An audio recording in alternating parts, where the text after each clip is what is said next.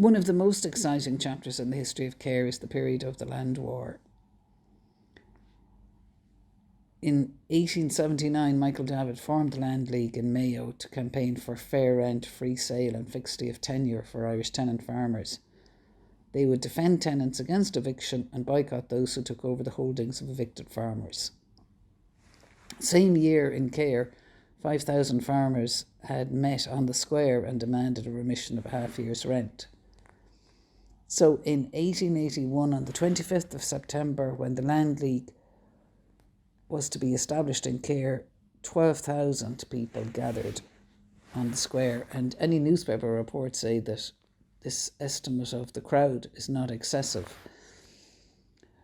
because it seemed that in Cahir the reaction to the formation of the Land League was, as described in Dublin, remarkable, immediate and enthusiastic. Farmers went to estate offices not in ones or twos but in groups. They demanded a fair rent, and when it was refused, they left determined not to pay a farthing more.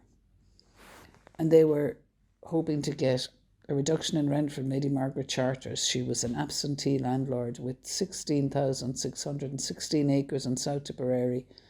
The Land League estimated that her rents were double what they should have been, so therefore she was regarded as a rack-renting landlord, and she was on the list of boycotted landlords. In 1880, the Ladies' Land League had been set up by Anna Purnell, and it was obviously then immediately set up in Cahir. Names like Miss Kennedy, Miss O'Gorman, Nora O'Donnell, Kate Hennessy and Joanna Fitzgerald come up as the leaders of the Ladies' Land League. They're obviously a very active branch. They're writing letters of protest, they're helping evicted families and appearing in court for resisting evictions.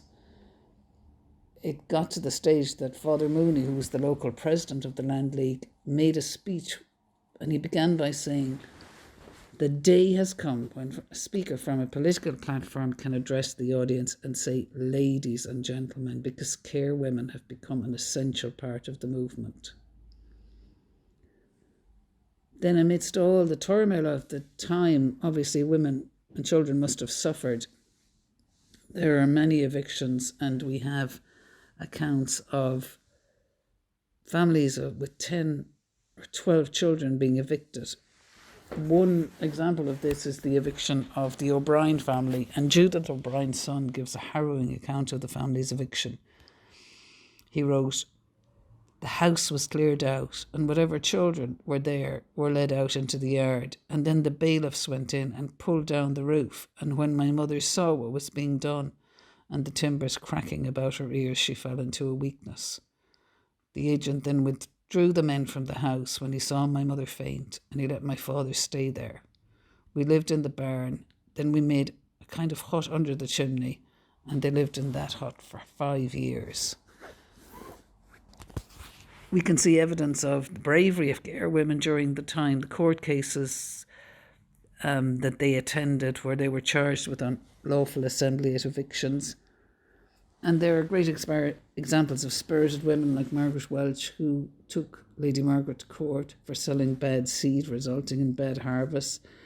And Maria Burke of Carrageen loses her husband, and because of that, she can't pay the rent. And when they try to evict her, she goes to court and claims that the eviction notice was not signed by Lady Margaret herself, but by the agent.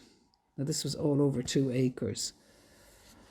Then another woman who comes to the fore in this is Catherine Fenton. Her husband was arrested for Land League activities, and it's remarkable that Cahir had the first Land League arrests in all of County Tipperary. So her husband Joseph went to prison, leaving her with 7 children and a farm to run. Then the Clonmel Chronicle reported that she was not short of helpers. Up to 1,000 supporters, 200 horses gathered to set turnips, trench potatoes, and do whatever work was necessary at that season of the year.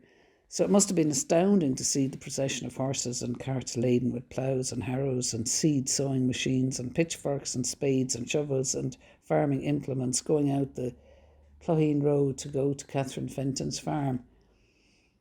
And she must have been a very strong woman. She ends up then in court while her husband's in prison with the other Land League men when Lady Margaret's agent tried to evict her. And that day they win the court case and they allow the rent to be reduced so that she can stay on in the farm. So we find women still standing up for land rights in 1888 when Ellen Collins, Mary and Ellen Morrissey and Diana Davin appear in court. The judge on that day offered to withdraw the charges against what he called the 4 local young ladies. And one of the Morrissey sisters shouted, "Do your worst, we're prepared to go to jail."